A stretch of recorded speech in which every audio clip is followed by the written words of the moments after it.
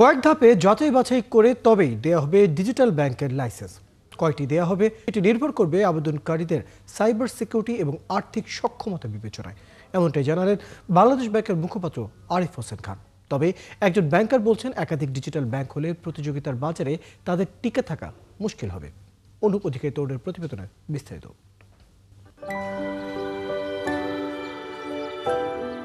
China, Sweden, Bharat, Brazil, Japan ও Singapore সহ বিশ্বের অনেক দেশেই ডিজিটাল ব্যাংক বেশ জনপ্রিয় হলেও বাংলাদেশে এই ধারণা একেবারেই নতুন।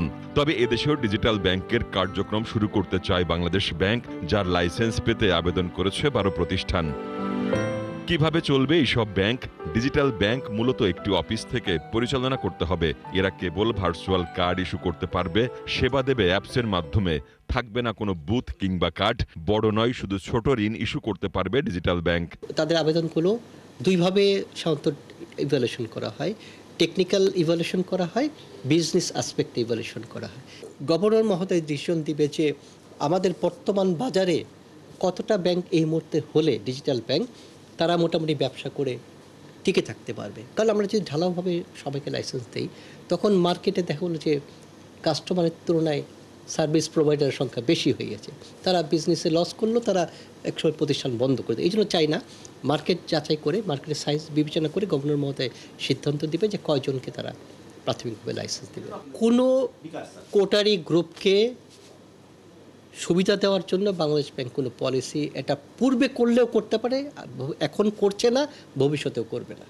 তবে এই ব্যাংকার বললেন, প্রতিযোগিতায় টিকে থাকতে ডিজিটাল ব্যাংকের প্রাথমিকভাবে বিনিয়োগ বেশি করতে হবে এবং লাভ পেতে অপেক্ষা করতে হবে তাদের। চ্যালেঞ্জ হচ্ছে, যেমন ধরেন ডিজিটাল ডিভাইস যেটা, সেটা কিন্তু এখনও কিন্তু পেনিট্রেশনটা ইজ নট ভেরি, এটা এখন কিন্তু লো।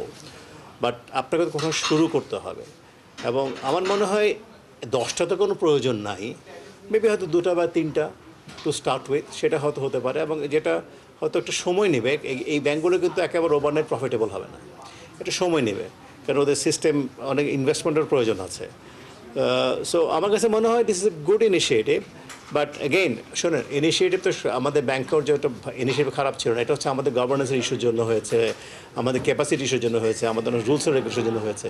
যদি এগুলিকে আমরা অ্যাড্রেস করে সুন্দর করে করতে পারি, আমার মনে হয় এটা খুব একটা খারাপ জিনিস হবে না। নতুন বছরের শুরুর দিকে ডিজিটাল ব্যাংকিং কার্যক্রম শুরু হবে বলে প্রত্যাশা বাংলাদেশ ব্যাংকের। অনুপ অধিকারী তরুণ, ৭১, ঢাকা।